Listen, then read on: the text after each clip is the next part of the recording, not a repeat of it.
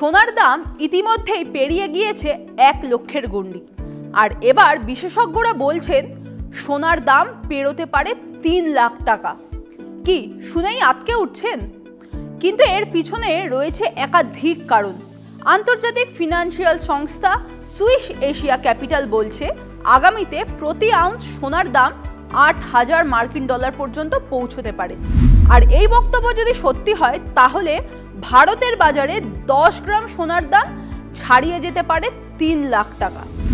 TV9 Bangla ডিজিটালের B for বিজনেসে আপনাদের সঙ্গে রয়েছি আমি ইপসা। আর আজ আপনাদের জানাবো সোনার দাম এমন অস্বাভাবিক আকাশ ছোঁয়া কি কারণে হতে পারে। 2025 সালে এখনো পর্যন্ত 43% বেড়েছে সোনার দাম। 2021 সালের জানুয়ারি মাস থেকে ধরলে সোনার দাম বেড়েছে 126%। বিশেষজ্ঞরা বলছেন এই মূল্যবৃদ্ধির কারণ শুধুমাত্র মুদ্রাস্ফীতি নয়, একাধিক কারণে শেয়ার বাজার ও বন্ডের রিটার্ন যখন কমছে তখন বিনিয়োগ বাড়ছে সোনায়। এছাড়াও বিশেষজ্ঞরা বলছেন ডলারের ওপর নির্ভরতা কমাতেই কেন্দ্রীয় ব্যাংকগুলোও সোনা কেনা বাড়িয়ে দিয়েছে। এর পাশাপাশি বিভিন্ন ভূ রাজনৈতিক সমস্যাও রয়েছে যার কারণে প্রভাবিত হচ্ছে সোনার দাম। সোনার এই দাম বৃদ্ধির পিছনে অন্যতম একটা বড় কারণ কিন্তু আমাদের প্রতিবেশী দেশ চীনও।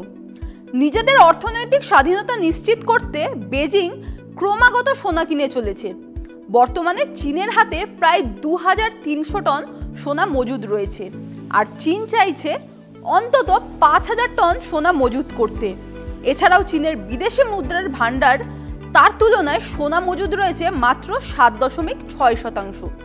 ফলে চীনের হাতে যা সোনা রয়েছে তার তুলনায় এখনো অনেক বেশি সোনা কেনার সুযোগ রয়েছে। ডলারের ওপর আরো স্পষ্ট করে বললে আমেরিকার ওপর নির্ভরতা কমাতেই এই পদক্ষেপ করছে চীন। সোনার মূল্যবৃদ্ধির পিছনে আরো কিন্তু বেশ কয়েকটা বড় কারণ রয়েছে।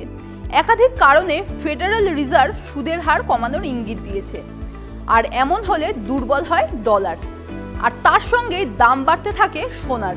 এছাড়াও বিশ্বজুড়েই এক্সচেঞ্জ ট্রেডেড ফান্ড বা ETF এর মাধ্যমে সোনায় বিপুল বিনিয়োগ হচ্ছে।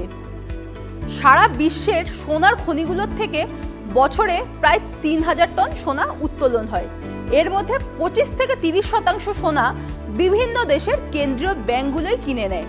এর ফলে বাজারে সোনার যোগানে টান পড়ে, আর অর্থনীতির নিয়মেই দাম বাড়তে থাকে সোনার।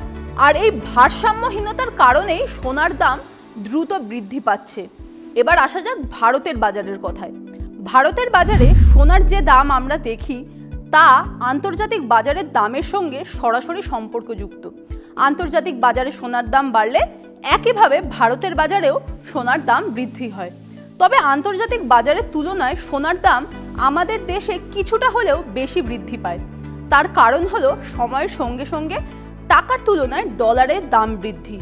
তথ্য বলছে ঐতিহাসিকভাবে ভারতের পরিবারগুলো সোনাকে শুধুমাত্র অলংকার হিসেবেই দেখেনি, বরং সঞ্চয় ও বিনিয়োগের একটি নির্ভরযোগ্য মাধ্যম হিসেবেও বিবেচনা করত। ভারতের সাধারণ মানুষ ও তাদের পরিবারের কাছে প্রায় 25,000 টনের বেশি সোনা মজুদ রয়েছে। তবে যাই হোক না কেন, সোনার এইভাবে দাম বাড়লে দুই ধরনের ফলাফল দেখা যাবে বলেই মনে করছেন বিশেষজ্ঞরা। প্রথমত, বিনিয়োগকারীদের মুখে হাসি আরও চওড়া হবে, অন্যদিকে চাপ পড়বে দেশের মধ্যবিত্ত মানুষের ওপরে। যাই হোক না কেন, সোনা যদি আগামীতে 3 লক্ষ টাকা স্পর্শ করে সেটা যে একটা বিরাট ব্যাপার হতে চলেছে তা বলার অপেক্ষা রাখে না। তখন কি মধ্যবিত্ত মানুষ আর সোনা কিনতে পারবে? এই প্রশ্নটা কিন্তু বারবার উঠছে। আর এই ধরনের আরও কন্টেন্ট দেখতে চোখ রাখুন TV9 বাংলা ডিজিটালের পর্দায়।